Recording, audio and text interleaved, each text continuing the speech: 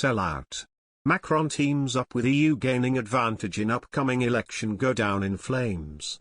Emmanuel Macron has been tipped to defend the EU in the face of calls from French politicians to give supremacy to the country's constitution over Brussels rules. The French president is in the midst of fighting politicians who have taken to bashing the EU.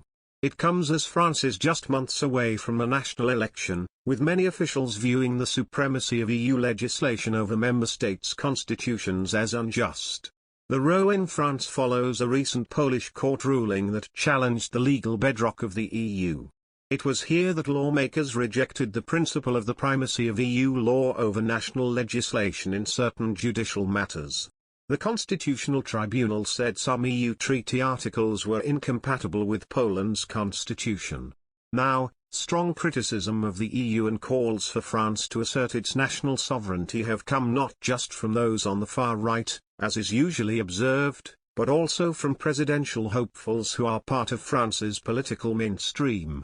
Mr. Macron has been largely quiet on the matter that has found itself at the heart of the country's discourse.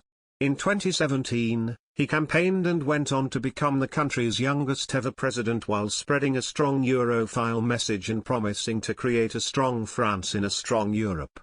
However, as Mujtaba Rahman, managing director of the Eurasia Group, said during an analysis piece for Politico, Mr. Macron would now prefer to avoid a messy debate on existential questions about the EU. He noted that many have since questioned why the French president, usually the first to assert a strong EU line, has taken a more pragmatic approach to the conflict unfolding.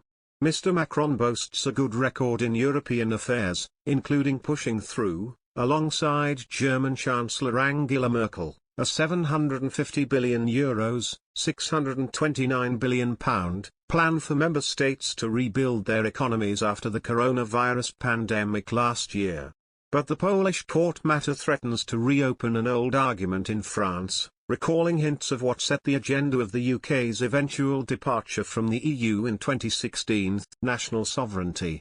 French politicians have since lined up to bash the EU, including Valérie Pécresse, leader of the Paris region, who is campaigning to be the presidential candidate of the conservative Les Républicains party in next April's election. Speaking last month, she told journalists, "Europe is a Europe of nations. That means that our constitutional laws, our constitutional identity, each sovereign state, must take precedence over European jurisdiction." Former Socialist Party government minister Arnaud Montebourg, another presidential hopeful, hailed the Polish ruling. Poland's affirmation of its national sovereignty through the law is an important event. France, which doesn't share Poland's political leanings, will nevertheless have to carry out the same affirmation of the superiority of its laws over European decisions. Senior French officials have reportedly claimed that Mr. Macron has listened to his colleagues' rhetoric with alarm. Some have even gone as far as to claim that Mr. Macron is ready to defend the EU in light of France's reawakening constitutional debate. Mr. Rahman noted, French officials, say that he is prepared to defend EU first principles if necessary. He is ready to make the argument that the EU single market would collapse, with calamitous consequences for France, if each country was able to impose its own laws or if, as in Poland's case, the rule of law itself was eroded. Mr. Rahman added that Mr. Macron is ready to make the case that EU law is not imposed on France, and will instead say it is agreed democratically by governments in the European Council and directly elected members of the European Parliament. However, officials also say that Mr. Macron is keen not to be framed as slavishly pro-European and pro-Brussels.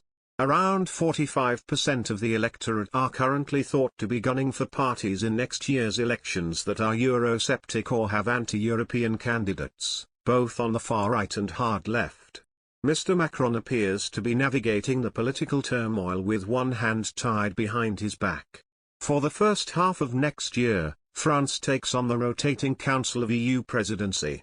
This is during the months that his political campaign will be well underway. As a result of the EU presidency, he may be forced into leading negotiations with Warsaw over the court ruling in the weeks leading up to the French vote. This could provide his mainstream opponents with political ammunition in what is set to be a close presidential race.